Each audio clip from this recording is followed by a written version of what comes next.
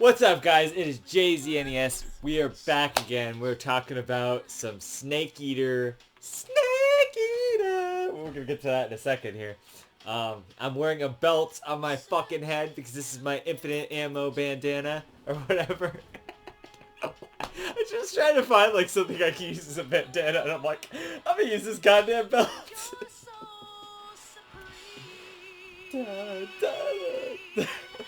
Give my life, not for honor, but for you. Pretty good. Can't get over that. Anyway, this is a weird way to start this review. I didn't have a joke other than the belt, so I just like went for it. We're playing...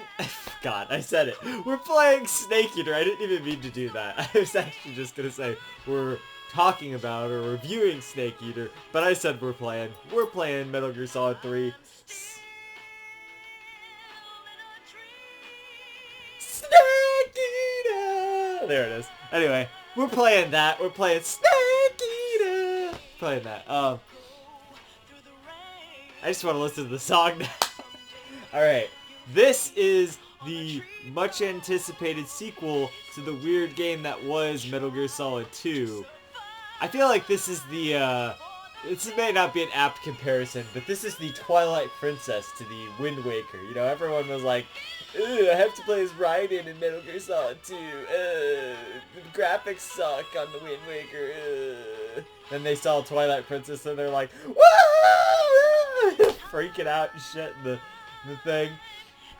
And, so, yeah. So I imagine the reaction to seeing this game was a very similar one, and back in the day I was like, oh yeah, this looks pretty cool, you know, whatever, Snake Eater, all this shit. And it was always kind of a thing. It was like, how are we playing as Snake in the 1960s? Well, spoiler alert. Spoilers, did I say spoilers yet? I didn't actually say spoilers yet. There's gonna be spoilers. There's gonna be a lot of spoilers in this review. Spoilers for Metal Gear Solid 3. We're doing that. We're playing that.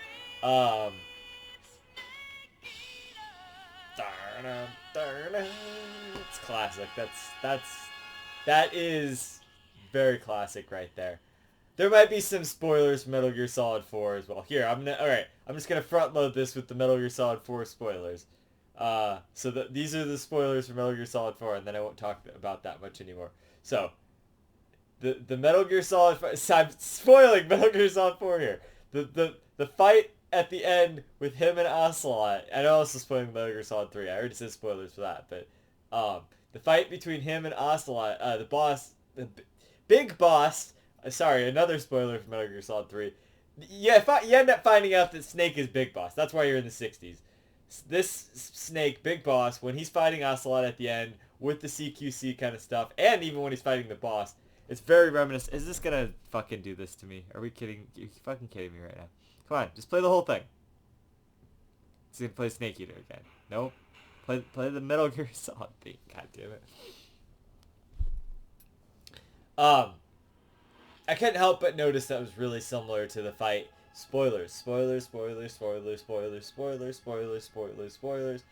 Where Snake and Ocelot, spoilers, fight in Metal Gear Solid 4 at the end there. It's very similar to that fight. That fight is definitely a callback to, obviously, like fights like the Liquid fight from Metal Gear Solid 1.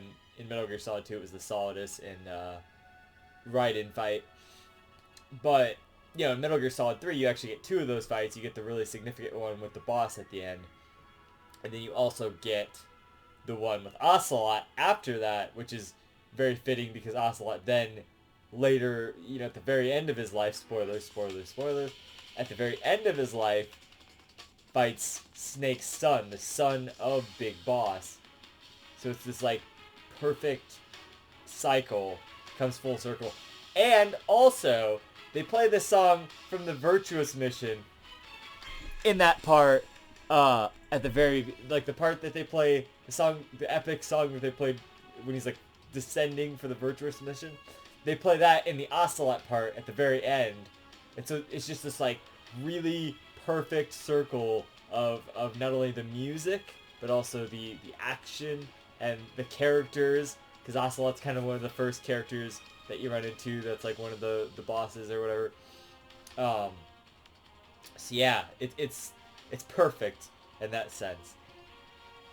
Now, is the game itself perfect? Now that's debatable. Sure, I mean, I would say, yeah, pretty much. I mean, the only flaws that I can really assign to this game are some of the boss fights are a little lacking. But some of the other boss fights make up for it in droves. I guess let's just get that out of the way. So, first of all, the pain... Okay, so actually, first you start with Ocelot. That's a pretty good fight. I actually like that one a lot. I like that when you kill these guys non-lethally, too, you also get their camo, which is very cool and fitting, and they all have really good camo. I mean, not all of them. Most of them have pretty good camos.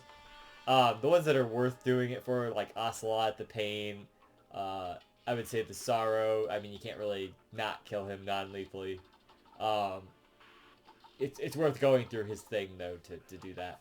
The Fury's probably not worth it. Fuck that. I can't even imagine doing that. Fuck that shit. Who gives a shit about the Fury anyway? He's mentioned like 5 seconds before. He's not even in the initial thing when they're like on the helicopter or whatever, and the boss is on the bridge with Snake and Volgan or whatever. He's not even there. He doesn't even get brought up there. And then, just like randomly when they're in Groznygrad, they're like, oh, only the Fury's left. And you're like, who the fuck is the Fury? He's never been brought up before. And then you just randomly fight him, and then that's it. It's just over with him. It's like, he's like the dumbest boss. His fight was okay. He's got like a pretty okay one. But, other than the fact that, like, so my point was, other than the fact that, like, the Pain, like, shoots bees, and that's his main, like, cool thing, like, his fight's not all that great. I mean, it's not the worst one. I'm not really in love with the Fear fight, either. Like, it's not, I don't know why he's called the Fear, also, because I'm not really afraid of him at all. He should be called, like, I don't know. What emotion means invisible? I don't have any clue. But that's his whole gimmick, is that he's like got stealth camo, essentially. Which is really weird.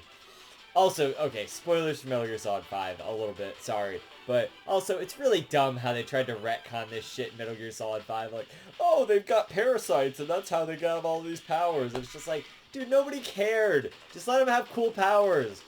Fuck, does Psycho Mantis have parasites too? Is that how he reads people's minds or whatever? Bunch of bullshit. Vulcan Raven, how does he do the thing with the Raven and shit? I don't know, man. Nobody cares. You don't gotta give him parasites. It's just dumb. This isn't Parasite Eve, alright? We're fucking playing Metal Gear Solid here. Metal Gear Solid 3 at that. Which is a great game. Also, the theme here is great, and they actually do utilize it more so than the other games to great effect. And even more so, I mean, 4, okay, fuck it. In 4, they also do great with it too, but we're not reviewing that yet. We're reviewing that some other time. But here it's really well utilized, and they pull it out at, like, the perfect moments, for sure. But, okay, so the boss fights. So, other than the Pain being whatever, and the Fear being, like, probably the most underwhelming of the boss fights, other than maybe the Fury, Ocelot is good. The End is the greatest boss fight, I think, in the history of boss fights. Outside of, maybe the Ocelot Snake fight. I already spoiled it, so sorry about that. But outside of maybe that.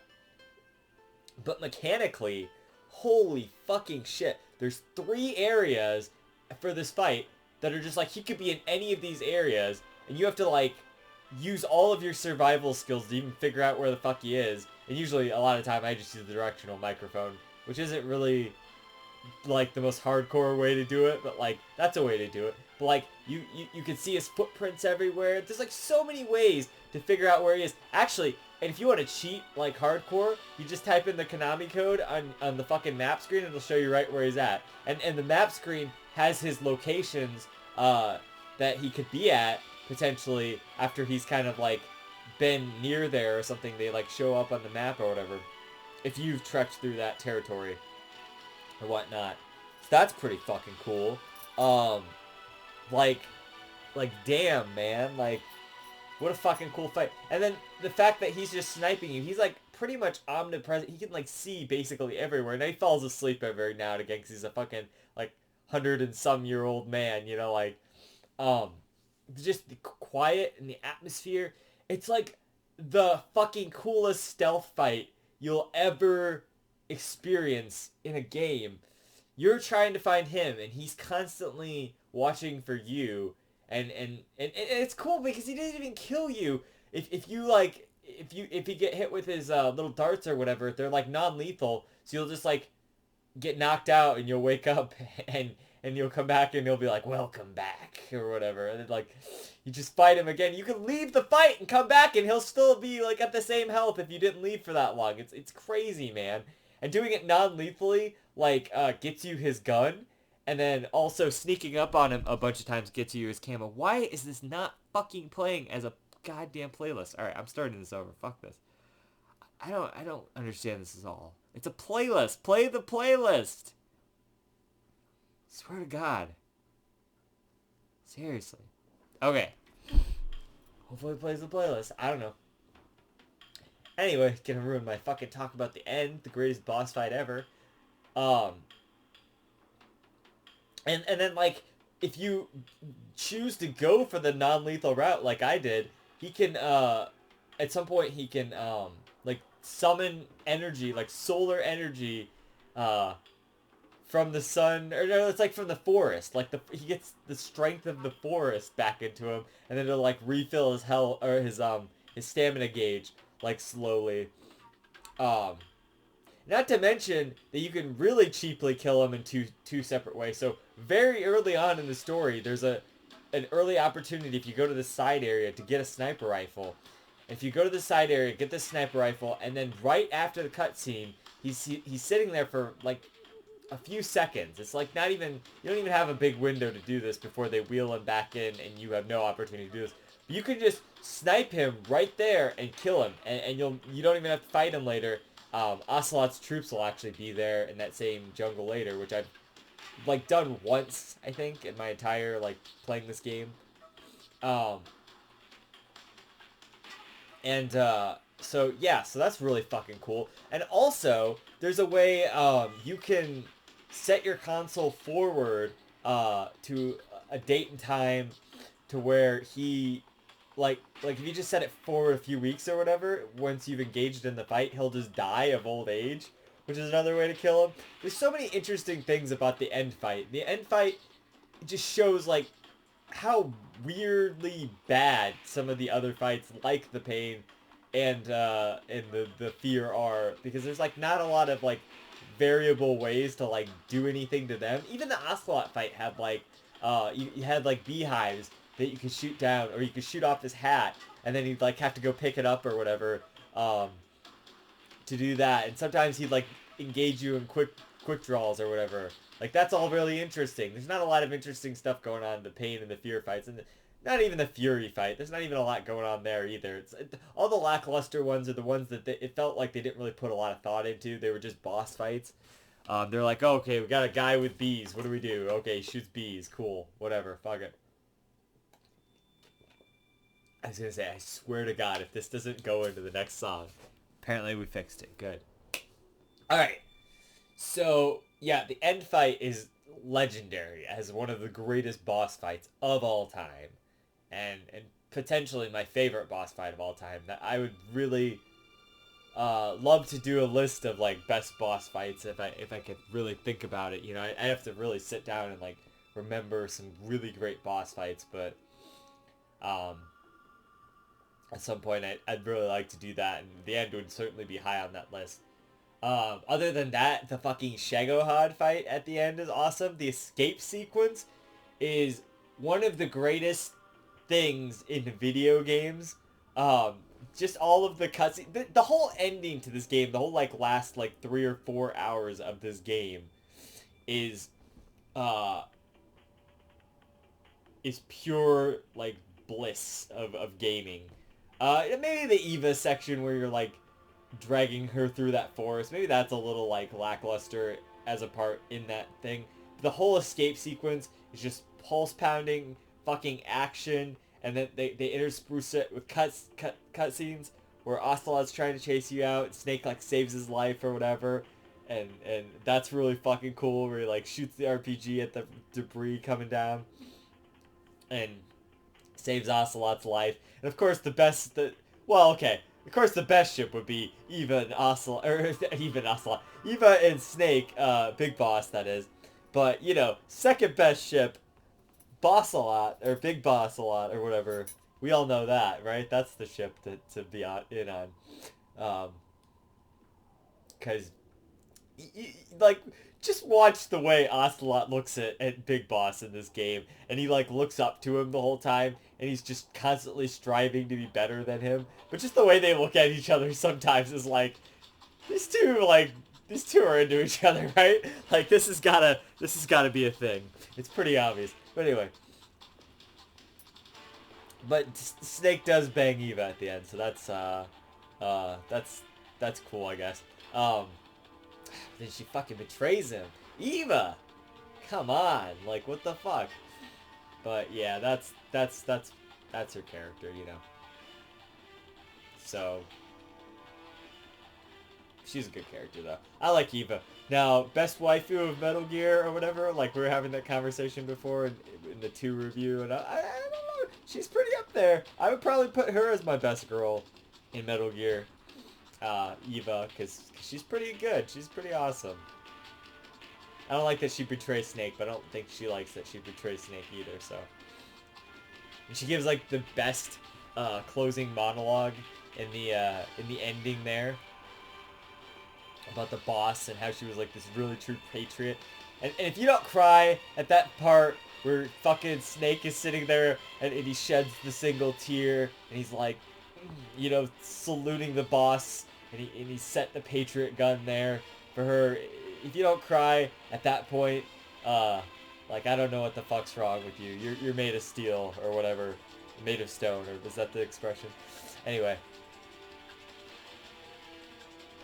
I mean, there's a lot of humor in the game too, but there are some fucking emotional moments, and that is certainly one of them. That is probably one of the greatest moments in all of Metal Gear history, is the very end of this game. And that's saying a lot, because there is a lot of great moments in Metal Gear history. But yeah. So I liked a lot of that stuff. I think that what's cool about this game is... I like the boss fights, the cinematics and whatever. I think, okay, let's talk about that quick, since we were just talking about that. So the whole ending is escape sequence, Shagohod fight with Vulcan, all that stuff at the end is awesome. Even Groznygrad is a pretty good closing kind of area. It's sort of your, what is it, Camp Omega or whatever from Metal Gear Solid 5. It's kind of like that. It's a really good area for stealthing, and it's just, there's so many items and so many little things to do there. Little secrets to discover. You gotta find all the fucking frogs or whatever. God damn it. By the way, I hate those fucking frogs. Specifically because I did it one time. I did that whole fucking frog quest so I could get the stealth camo, and at the fucking end, the ones that are on the escape sequence are fucking impossible, and I hate them. And then I realized, God, those fucking frogs are just hidden so well. I hate those guys. And you know what's fucked up? Where's the guide at? It's such bullshit. They show you where all of the other frogs are, and then you get to the end, and it's just like, find me! And it's just like, fuck you, Metal Gear Solid 3 guide. We didn't all have YouTube. We didn't have YouTube back then, first of all. When this guide was printed, there was no YouTube. I had it when I was doing that, luckily, but I mean, fuck that shit. So, some of those are like they're like a millisecond. You have like a fucking second at most to shoot them because you're going a bazillion miles an hour in that fucking escape sequence. So I hate those fucking frogs just for that reason. Just because that one fucking time I got every single one. I was so fucking careful. And then that's what fucked me up at the end, and I didn't get the stealth camo. I fucking hate that shit. Anyway. So I don't like that. The only other way to get the stealth camo is like to big boss completionist run where you just like don't kill anybody, and I think it's you just can't be seen or something like that. I'm just like, fuck that shit. You know, like that's not gonna happen. I mean, this game's hard enough as is. Like, I I was trying to do my best to stealth my way through, but at some point I'm just like, nah, I'm just gonna fucking brute force it a few times. Um, that that part of the escape sequence, Eva at the end there, where she's like stumbling along. I definitely had to brute force that. There was just a bunch of times when I really tried to sneak around and it just didn't work out for me. I played the game on normal, by the way, which I've been doing for every Metal Gear review so far. I've played them all on normal because, you know, I don't know. I figure I'm pretty good at Metal Gear games. I should experience them on not easy. You know, I only play games on easy the first time because I just want to experience the game. Um, but, you know, once I played it, I'll play it on normal. I played it on hard. I played fucking 4 on extreme last year, and I beat that, so... Um, extreme without being seen, the big boss run, I did that. I have a video of that on the channel, so go check that out. It's pretty cool. This thing doesn't want to stay tight. Here, let's double fucking knot it there. Boom. Now I'm fucking Solid Snake or whatever. I don't know. Here, maybe. Ugh. No. Okay, whatever. You guys get the idea. Here, actually, fuck it. It's a belt. It's going off. All right. I was for the opening gimmick or whatever. So, where was I at? What I was gonna say is the cinematics are, I think, finally where Kojima kind of wants them to be. In terms of, in Metal Gear Solid 1, he did his best with what he had, and I appreciate the hell out of what he even got out of the PlayStation.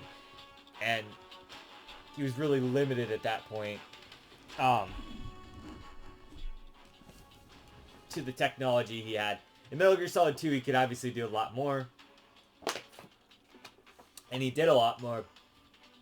But I still feel like Metal Gear Solid 2, some of the cinematics were sort of still stilted in a way, and he used a lot of codec scenes to kind of fill in the gaps there of the cinematics. But in this game, there's so very few codec scenes outside of like the very beginning of the game where they're like tutorializing you, which is something that I don't really like that they did.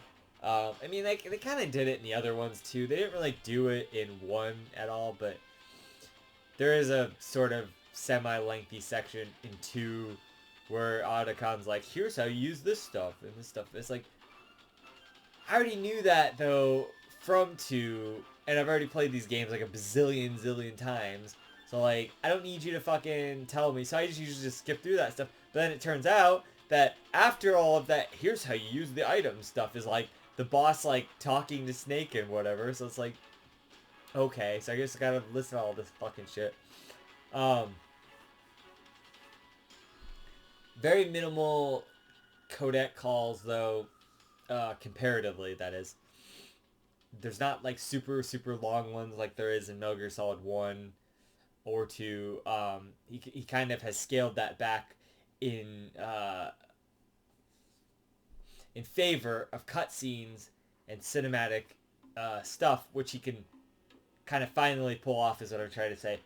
Like, graphically, the game is incredible for the PS2. Like, it could pass for a PS3 game, I would say. Especially now that with the higher resolution and all that of the HD collection. That's the one we're actually reviewing, by the way. I didn't play this on the PS2, but I just like that cover art better, so I was just going to put that up there. And as you can see, I have the guide, I have the special guide, and the substance guide. I don't even know what the fuck... Or subsistence. I don't even know what the fuck this entails.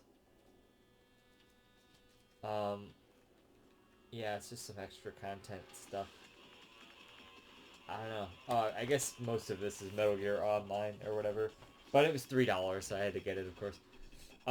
This is my original copy of Subsistence that my brother got me back in the day. Only the second disc, like, really works. That was the reason it was so cheap. It was like $5 or something.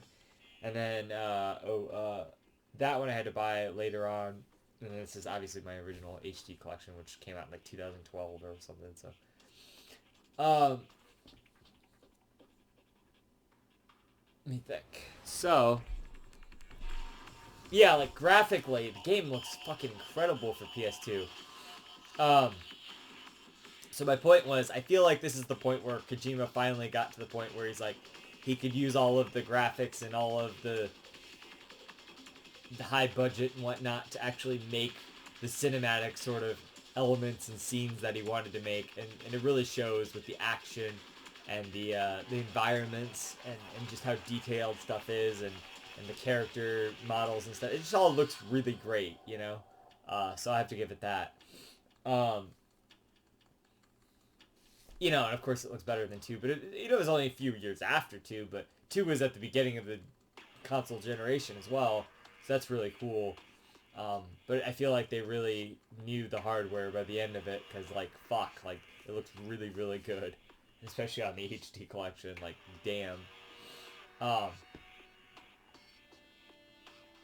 so yeah, all that looks great, and I think the setting, the jungle setting, really worked because the thing is that this is pretty much the perfect stealth Metal Gear game. Like the other ones were all about stealth, obviously, but this really feels like the ultimate stealth experience. And I don't want to get too much into Metal Gear Solid 4, but Metal Gear Solid 4 kind of steers away from stealth a little bit in lieu of you can do action, but also stealth. But also, Metal Gear Solid 4 didn't have the survival elements of Metal Gear Solid 3. That was also something I was a little bit disappointed by back in the day. I was like, how are they going to top like these survival elements and make this even like more in depth when we get to Metal Gear Solid 4? And they didn't. They scaled it back a bit and they actually made the camo system a little more bearable. Not that I don't like the camo system here, it's just you have to go into a menu to even use it. So there was a camo system. You pick up different camos and around the world, and so you kind of have to explore too. So that's cool. Um, there's that, and there's a camo rating, and basically if you're like 80 to 90, you know, somewhere in there, you're pretty much invisible, as long as you don't fuck up too much. So that's pretty cool. Um, and then there's like a backpack system where some of the stuff you don't have all your items at once. You have to choose which ones you want. So that's kind of cool. So items and weapons, so you have to go in there and then equip the ones you want, and then this and that. So that's cool. Um, and then there's a food system. You have a stamina meter now that I mentioned earlier, and that'll slowly go down over time, and it'll make your aim worse once you're like really hungry. Your vision gets really blurry, like when you're really hungry. Your gun shakes and stuff when you're really hungry. So you have to constantly be eating food, which there's animals and stuff all throughout the jungle there. And so and you can find like instant noodles and that kind of stuff like in the bases and whatnot. Um, or even sometimes in the base, like in the bases, you can find like rats and stuff. So it's like you have that, and there's like like 50 or something like different animals and foods that you can get, and if you get them all, you get like this snake in the at the end, the very end in the boss fight, the with the boss. Um, there's like a special snake there. There's a liquid and a solid snake, and I think the solid snake is the one that only appears if you've eaten all of the wildlife and all the food throughout the thing. And on top of that, there's a cure system. So every time you get hit with a bullet or anything hits you, there's like a part of your bar that's like red, which means you can't heal that part of yourself without going into the cure system, doing some surgery to basically get it out of you. There's like you use certain items, and certain items will be used for different kind of wounds and whatnot. And there's like medicine and stuff in there in case you get like the very very impossible to get cold, but you can get it.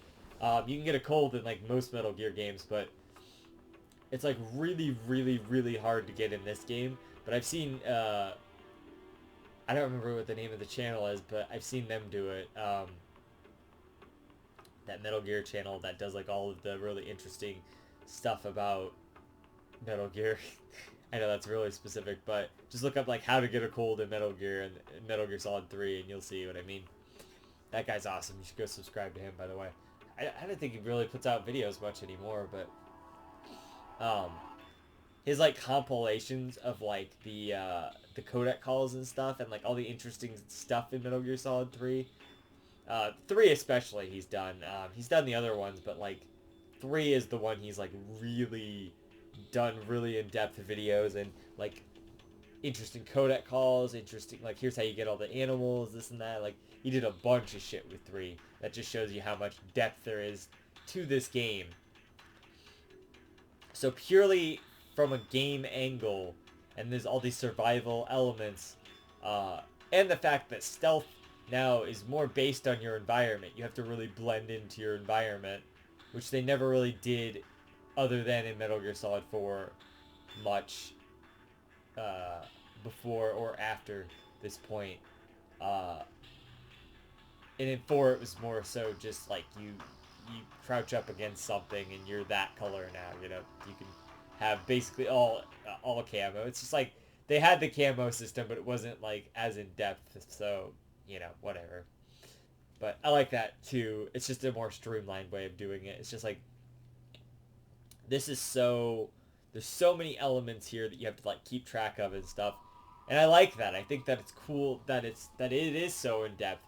And that's what I always really liked about this game was how survival heavy it really is. Like, you know, I liked all those elements of it. It's a little bit tedious, sure. Some people have brought that out, but I like all that stuff. I think that stuff makes the game really, really cool. And like super fucking like realistic and whatnot. Especially for the time. Like, Jesus Christ. Like, for the time. Like, 2005. Like, this is insane, man.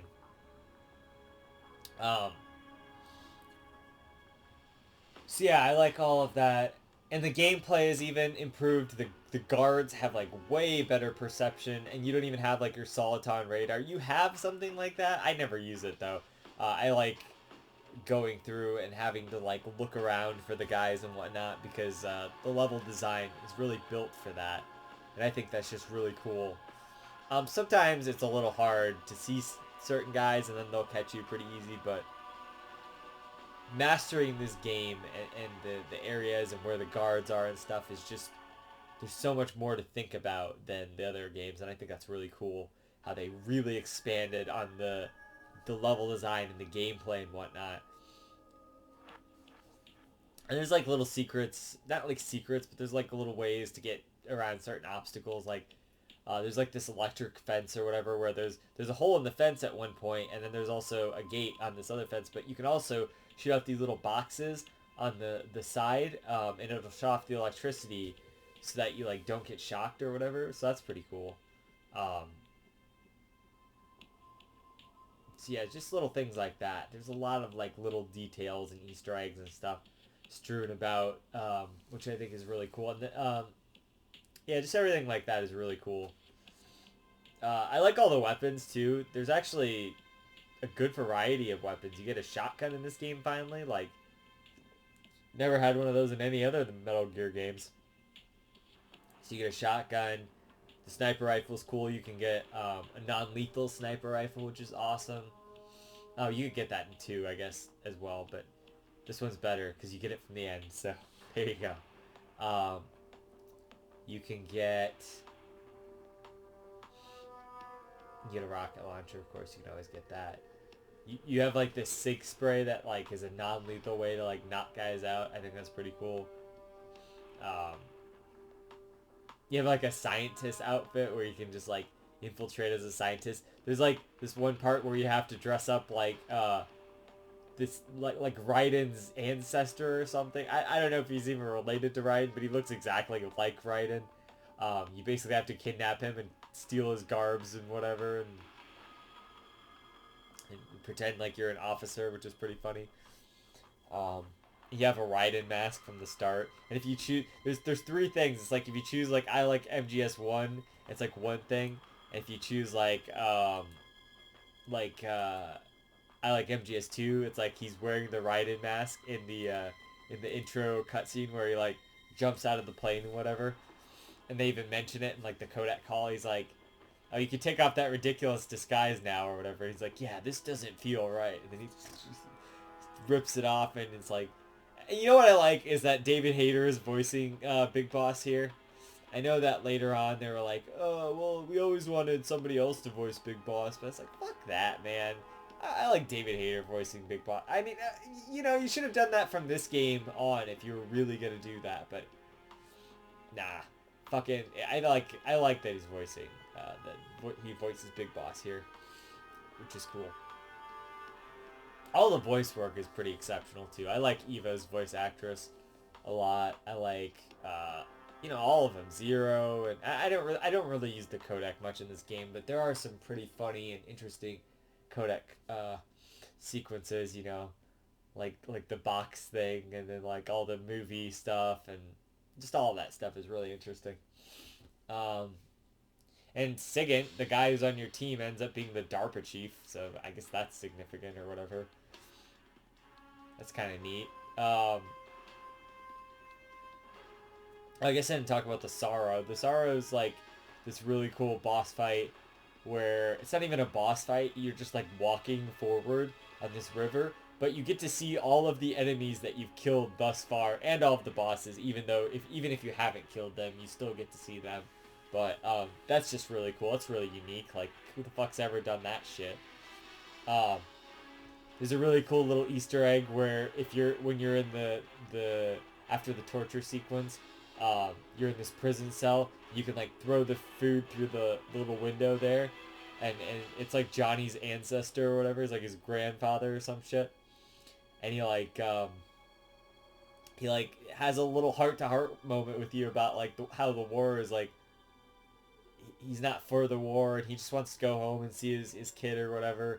It's like a really nice little moment, and you get to like see the little combination to get out on his piece of paper on his photo that he shows Snake or whatever, and he gives Snake the sig spray. So that's another way you could get out of that. But he just thinks he's Snake's cigarettes or whatever. So it's just funny. It's a nice little scene there, and a nice little Easter egg. If you throw him enough food, you just have a nice little moment with him. And I just thought this was really cool. So yeah, there's that. That's a thing. That's fun. Um, so yeah, gameplay wise, I like a lot of the guns they added. Like I was saying, um, everything runs off of batteries now. So like the thermal goggles and the night vision goggles have a set amount of batteries. You can recharge those with these mushrooms that are around the world that are like glowing mushrooms. There's like well over enough of those to actually use. I barely use that stuff to begin with. I only used thermal goggles during the fear fight just so I could see where the fuck he was at. Um, I guess the interesting thing about the fear fight is if you like try to go for a stamina kill, he'll like go around and like kill little animals in that area and eat them to like go back up with his stamina. But you can like throw him poisonous food or whatever, and that'll actually, you know, decrease his stamina or whatever. So that's pretty cool, I guess. But it's not cool enough to make him a great boss. He's just kind of a lackluster one compared to the other ones. So I like all of that. I like how this game was a prequel. Now, you know, Kojima, oh, I'm not gonna make another Metal Gear game, and he always did. So, but I like how this game's a prequel, and we finally get to see who Big Boss was. Because even in the Metal Gear games, you don't really get a lot of like semblance of who this guy was, and he's a big important character in the Metal Gear lore, and especially in Metal Gear Solid 4. He's a big important character. Um, so just kind of seeing him and seeing that he was a real person and seeing all the fucked up shit that happened to him to kind of get him to where he was. Well, a lot of that fucked up shit, because then they have 3 sequels to this game, specifically to this game that happened before even the Metal Gear games. Um, So there's Metal Gear Portable Ops. There's actually Portable Ops Plus 2, but that's just like more side content that barely counts. That's more like DLC, if anything.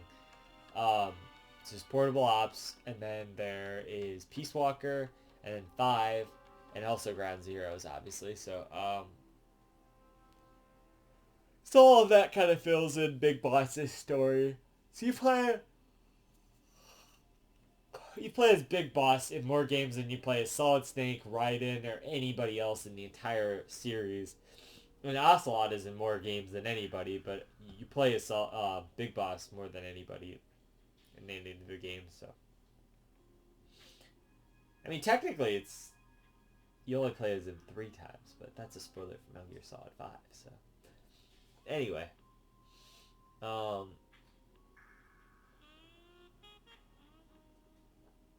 so yeah, a lot of better varieties of guns and items, like the croc cap you can use like twice in the game when you're in these rivers, so the guards don't see you. You just like plunge under, and they just think you're a crocodile or whatever. I remember I have a poster that's like I don't know if it came out of the guide actually, where it's just a fold out, and it's like on the one side it's got like the bosses, and then the other side is just like Snake with the crocodile cap or whatever with the like fucking sniper rifle. I don't even know why, but it's still hanging up at my mom's place, so that's pretty funny. But yeah, so there's that. Uh, I guess the last sort of thing to talk about is the storyline. Uh, so this is like the most prequel game. This is actually a good prequel if you want to think about it like that. There's not usually a lot of good prequel things in general. So this is a really good prequel, so that's fucking cool. Uh, Basically, the storyline is about Snake and then him and the Fox unit that has just started trying to prove America's innocence from the Virtuous mission, which you play as in the start of this game. You go through that, and the boss defects, and then they blow up Sokolov's research facility or whatever. Oh, also, by the way, if you kill Ocelot the first time you meet him, um, you get a time paradox. And actually, if you let any game over screen sit, you'll get a time paradox. But what's funny about the Ocelot one is you hear Colonel Campbell, who's not in this game, by the way, say, Snake, what are you doing? You can't go messing with the future like that. You've created a time paradox or whatever. It's like, why is Colonel Campbell in this game? Well, there's an old theory that this game is all a simulation for the Snake in Metal Gear Solid 5 to experience the events of Snake Eater as a VR mission or whatever. And that's why things like Calorie Mate are in here. Sorry, I didn't bring down the Calorie Mate from over there, but I have a few from my friend in Japan. So, yeah. So, it's just kind of funny because yeah. So, because Colonel Campbell. So yeah, it's a VR simulation that you're playing in this game. The one that everyone loves the most. Yeah, this is the most beloved Metal Gear Solid game, by the way, out of all of them. I don't know. Like, I know why that is, and I understand that. I never used to be the biggest fan of this game because the hype was there. Like, I liked the game, and I wasn't, like, super on board with it, like, being one of the best ones. But I certainly understand why people think it is, like, one of the best ones, because everything comes together in such a great package or whatnot. Um, it's kind of everything just fits together. Like I said, the only thing that even is worth complaining about is some of the like sort of lackluster bosses, and that's it. Like everything else is like pretty much perfect about the game, I would say. For the most part. I mean, it's a really fun and enjoyable game to go through, and a lot of that is because of the characters and because of the story, because they're hilarious, and some of the memeage in this game is just so fucking good, and it like references the later games, and it like you see why certain things happen, and like why Ocelot's always like, you're pretty good, like later on that's like the first thing he said, one of the first things he says in Metal Gear Solid 1 after you beat him. He's like, you're pretty good. You know, it's just the same thing, or just what I'd expect from the man with the same coat as the boss or whatever. Um, but that's what he says. It's like one of his opening lines. So then it's like Snake says that to him in this game, Big Boss that is, and he's like, he like tells him that he should be using a revolver because of the way he like uses his recoil on his hand there when he's using his gun. And so he starts using a revolver because Snake told him to, and then like it's like this like really engraved revolver. And he's like, the engraving gives you no tactical advantage, and then he's like, he gets rid of that one and he just gets two like standard revolvers, and he's like yeah, and like his bullet misfires, and there's this whole thing about that the whole time, like, and he's constantly like tempting fate, like juggling revolvers and shit. Ocelot is just ridiculous in this game, but it's awesome. It's like he's so cool, and but he's trying to be cool for Snake, you know, because he just wants to impress Big Boss. Basically, is like most of the game. Um, he's trying to live up to Big Boss or whatnot, which is funny, but yeah. So their relationship is really cool. I like that a lot. I like the back and forth that they have, and I love his like he does this like all the time, like yeah, like that's his like constant thing that he's doing, and he like just Josh Keaton knocked it out of the park. I love that guy mostly for this role, but he's done so many other like cool things. Like he was in Splatterhouse, he did that, the new one that everyone hates. And he did a bunch of other cool shit like that. But I like that guy. I like his voice. He's cool. But yeah, he's voicing Ocelot in this game, so that's cool.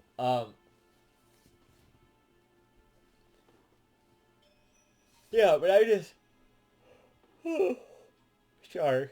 I really like Ocelot. I think Volgan is he's a fucking asshole for one. He's a good villain only because he's so unlikable in a sense. He's such a fucking asshole, and he's a sadist, so he fucking like causes torture and pain onto everyone that he fucking encounters and shit, and he's so selfish. He's just like in it for himself and to protect the philosopher's legacy and all that. He's like obsessed with fucking torture sex or something. I don't know, like he's scum. He's just the biggest fucking scum. He's like the best kind of villain because you hate him so much, you know, but like he's a really intimidating villain because he's got these like electricity powers or whatever, and also he just has this presence about him that's like, especially when you see him like beat up Snake and stuff, like, it's, oh my god. So like, you know that he's powerful, and you don't fuck with Volgan, you know, kind of thing. So to take him out is also really cool. That whole part is just amazing. The fuck, okay, well, I didn't want to get to that yet because I'll talk about that in a second here. It'll culminate with the escape sequence because that's my favorite part pretty much of the game, other than like the end fight. I like the ladder crawl after the end fight, of course. Cause I always joke with my friend, like, I'm like, oh, you beat the end. That was like, you know, one of the like craziest bosses in the game. But just you wait, the craziest boss is yet to come. Right after the end, you know, the ladder climb. Then they start playing Snake Eater or whatever. But we'll talk about that in a second. So, yeah. So Volgan is pretty intimidating. I like the boss. Obviously, she's got a really good storyline and character arc there, and whatnot, and her themes and whatnot about the times and all of that, dictating war, and just she's a really central character to the lore of Metal Gear Solid, because it turned, well, fuck, now I'm gonna spoil 4. I'm gonna do light spoilers for Metal Gear Solid 4. I already fucking spoiled some of Metal Gear Solid 4. I'm just gonna do it. It turns out that Zero and Snake, Big Boss that is, both basically start all of the events in the later games because they're trying to interpret the boss's will. And two, very different ways. Um, and so she was kind of the reason that all of the rest of the games happened. So I'm just saying she's a very influential character to the entire series as it is. So yeah, so definitely very meaningful, and her relationship with Snake and how he's always kind of like trying to live up to her. You know, Ocelot's trying to live up to Snake. He's trying to live up to her, and then he finally gets there in the end when he takes her down. Uh, he finally lives up to her legacy and gets to outdo her in combat, and then become the boss to surpass the boss as Big Boss. Uh, and I know that like some people God, what's fucking I'm trying to think of his name. I can't think of it right now. But oh, Matthew Matosis. I know that Matthew Matosis doesn't like the part where Snake Eater starts playing, like when you get to the last 5 minutes of the fight with the boss there. But I love that. Of course, it's great. It's Snake Eater. You gotta play that. God, the whole fight is incredible. I already talked about that though. So I like her character. Of course, I like Eva and her double crossing and everything, and that's all great. And Snake has trust issues with her the whole time, and then he finally lets his guard down, and that's when she betrays him. And she's like, "Fuck, fucking Jesus Christ!" All right. At least she doesn't kill him or whatever, so that's good. Let's see. Yeah, your supporting cast is pretty decent. They're all just like really decent characters, for sure. They're all great, and just the storyline and all the twists and turns and all that is great. I'm just really good with all of that. And the story was great, like I said. So I don't want to go like super in depth about it, but you know, like it's cool. It's got like a lot of really real world political stuff like tied into it, which is interesting. Uh, because like the other Metal Gear Solid games didn't really do that because they were kind of set in the future or whatever, or like a little bit beyond where we were in time. So like, I guess the first game kind of had some of that. Metal Gear Solid 2 was more just like predicting stuff that was going to happen in the future and whatever, so that was pretty cool. But like this game actually has like real life events because it's like historical and whatnot, so they bring up stuff like the Kennedy assassination and like the Cuban Missile Crisis and stuff like that. You know, just like stuff that was happening around that time, the moon landing and whatnot. Even though this game takes place before the moon landing, but they still like bring up the fact that the boss was like one of the first people to go into space along with the Fury and stuff. It doesn't make a lot of sense, but whatever. You know, like it's fine. It's its own fictional universe, and they have this whole thing, the philosophers, which are kind of the predecessor to the Patriots, as you find out in 4. Um, so yeah, there's a lot of cool stuff going on in Metal Gear Solid 3, story-wise, and it's just a very cinematic experience, and it's worth experiencing for that alone, for the storyline alone. Basically, it's probably one of the most like tight and consistent Metal Gear storylines outside of like 1. Like 2, I know was a little loosey goosey and it had a lot going on, and Kojima's just like philosophizing and stuff. Like this game, there's not a lot of that. There is a lot of theming and message about that kind of stuff, but it's really well integrated into the dialogue. Nothing feels like it overstays its welcome. The dialogue feels long, but it feels like it all has a purpose to forward the characters and the story and the cinematics and the action and all that. It all melds together into one big thing.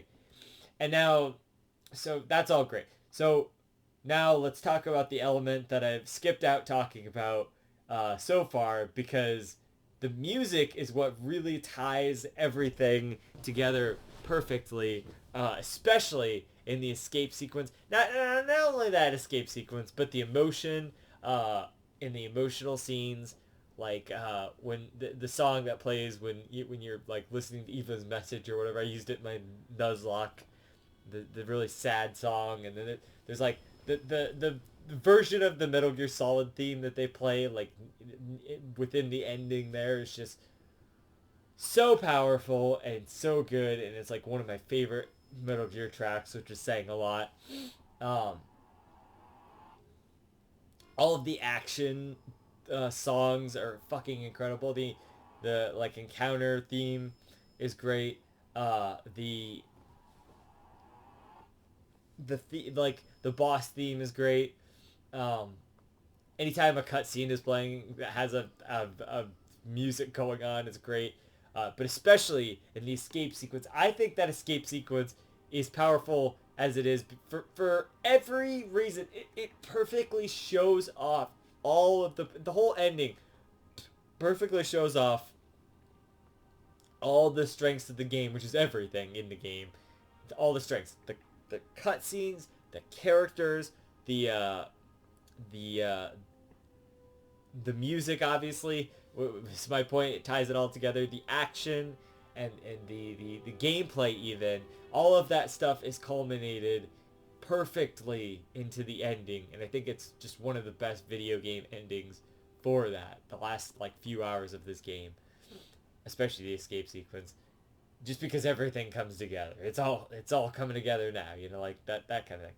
Um, so yeah, all of that. So the music though is just really excellent. Obviously, Snake Eater is iconic. Everyone loves that.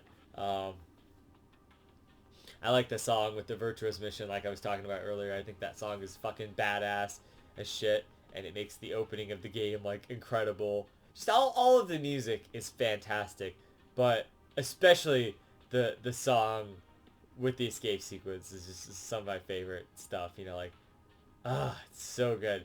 And then it's like the Shagohas chasing you the whole time, so you really feel this anticipation of like we gotta get out of here. Like you really feel the same um, anxiousness that they feel and the all of that. So I just think that really works.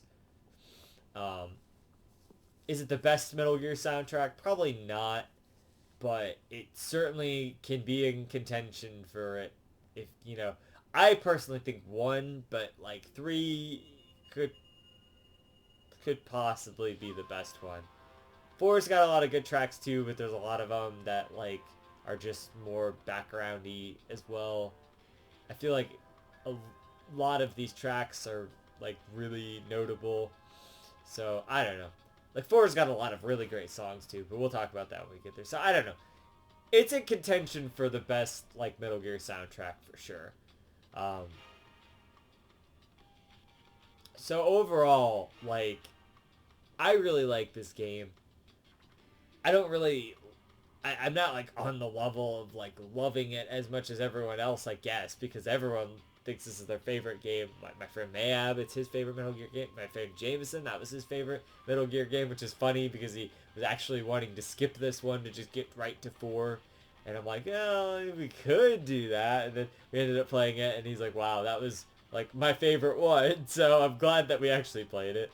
My favorite like part of playing that with him was like we were doing the end fight, because that was just, you could just feel the tension the whole time, and it was just a really fun time doing that with him. And we'd get so stressed every time we would see the end, or he'd just like pop out of nowhere, and it'd be great. I remember we used the Konami code once on that one, but it's just funny. So it's his favorite Metal Gear. I don't think it's my friend Nick's favorite Metal Gear. I don't remember which one is his favorite. Maybe 4 or 3. It's got to be 4 or maybe 1. I don't know. I think 4 is probably his favorite one. I don't remember actually. I know it's not 2. None of them is 2. 2 is always their low point on the Metal Gear. Even though I like 2. Even though I would place 2 in 4th place as well, but only because this game's so good, and then Metal Gear Solid 1 and 4 are 2 of my favorite games. Um, so, there's that. But, yeah, so, I don't know what else really to say about the game. I really like it. That's what we get down to. The music is fantastic. The cinematics are finally kind of on point. I feel like with what Kojima's vision is. So they're really good. The action is really amazing. Um, I like all the characters like Ocelot and Volgan and the boss Snake. You know, Big Boss obviously is a great character. Um, so yeah, I like all of them. Eva is great. Probably the best waifu in Metal Gear, outside of maybe Quiet or something. I don't know. Quiet's pretty good though.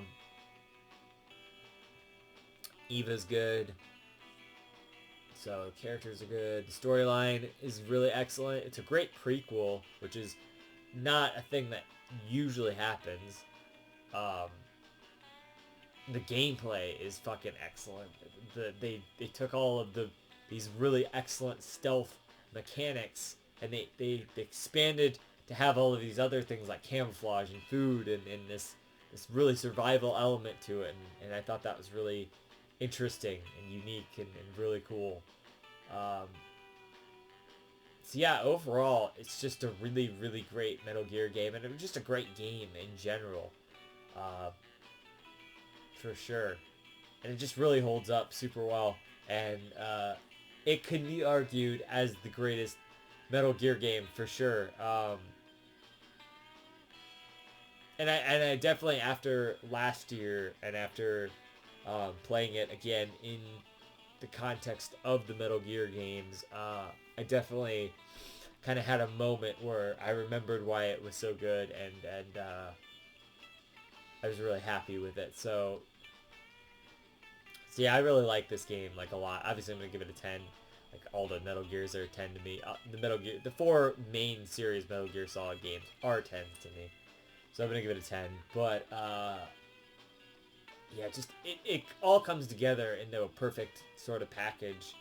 With like maybe a few lackluster moments, like some of the boss fights aren't that great, but the other ones are like so good that it makes up for the bad ones, or bad ones, the okay ones. Other than that, though, yeah, it's great. Uh, there's really not a lot to complain about, so I'm just gonna, leave it at that. It's a 10 out of 10, and it's great. That's what there is to say about it. It's a fucking great Metal Gear Solid game. It's a great game, and you should play all of the Metal Gear Solid games, but you should especially play this one if you have it. Um, but I'd recommend starting with 1, 2, 3, 4. Just go in order. Why not? But anyway, this has been JZNES saying keep it classic. Stick around for more reviews, underrated games. I'll see you in the Metal Gear Solid 4 review at some point. And yeah, JZ out.